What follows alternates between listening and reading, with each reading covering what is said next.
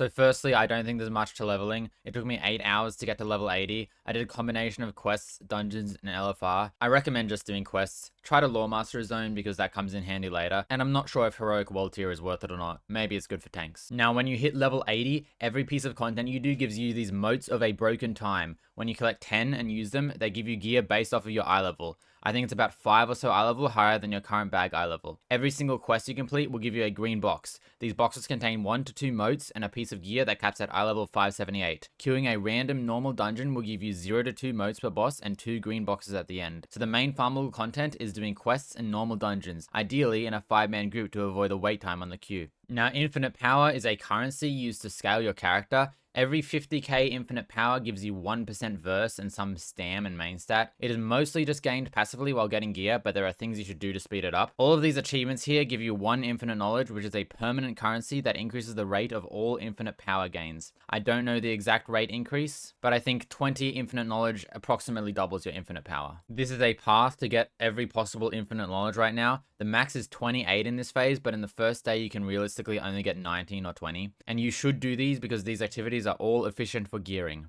And Raid and M Plus are very inefficient sources of emotes, but they give fragmented mementos of epoch challenges. Combining 100 of these mementos gives a lot of infinite power. At 13 infinite knowledge, I was getting 80k infinite power per use. A plus 12 key gives 20 to 30 of them, and when you start getting into 20 keys, you get 30 to 40 of them. A Mythic Raid boss was giving up to 29 of them. So I would recommend plugging a clear of Mythic Emerald Nightmare and Trial of Valor every day. You will get around 200k infinite power and also gear from Mythic scale to your eye level. Every Mythic boss is very easy to pug and dies very fast, but Xavius might be a bit hard because everyone in the group needs to soak a green circle at some point, and when the 4th green circles come out, you don't have enough people to soak them, so you need to lust and burn the boss. Keys are the only source in the game to give gear that is not scaled to your eye level. Timing an 11 gives 610 loot, timing a 20 gives 636 loot. Every single member of the party gets an item from each key, but if you deplete, you get no gear.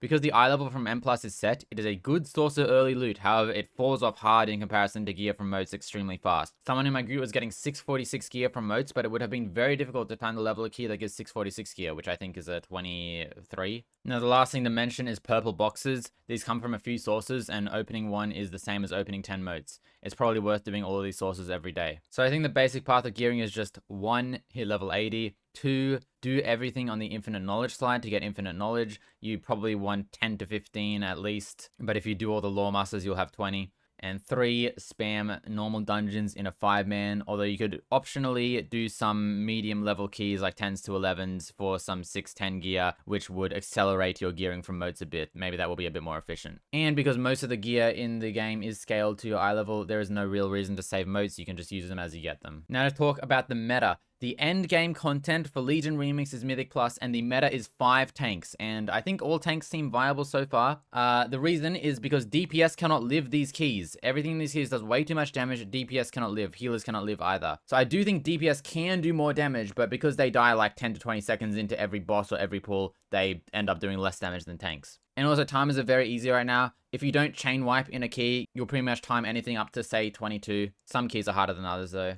People are doing 20 to 24s right now. I do expect them to go higher as we get more power. There was talk of solo M+, that was a thing from PTR. It isn't viable yet for higher keys, but maybe later on when people have more infinite scaling power, they can do that. There is currently an affix that is an orb from Muruzon's Rise last boss. It is an unavoidable one-shot to the entire group, so you need to press a big defensive every time it happens. At least one person needs to soak it to give the group a massive CDR buff. More of Souls is bugged and does 2 orbs at once, so it's very hard to live. There is also teaming and explosives this week, but the explosives have a lot of health, so if you have 5 tanks, you kind of just let them go off. Also, the meta for the artifact ability is the Dreadlord tree. It is way better than the other options. Now, I don't know everything about the mode, so I might have missed 1 or 2 things, and this video is only for the first phase, so things might change on October 21. And also, I'm not trying to farm bronze, so I'm not sure what the most efficient bronze farm is. But I am getting a lot of bronze doing this.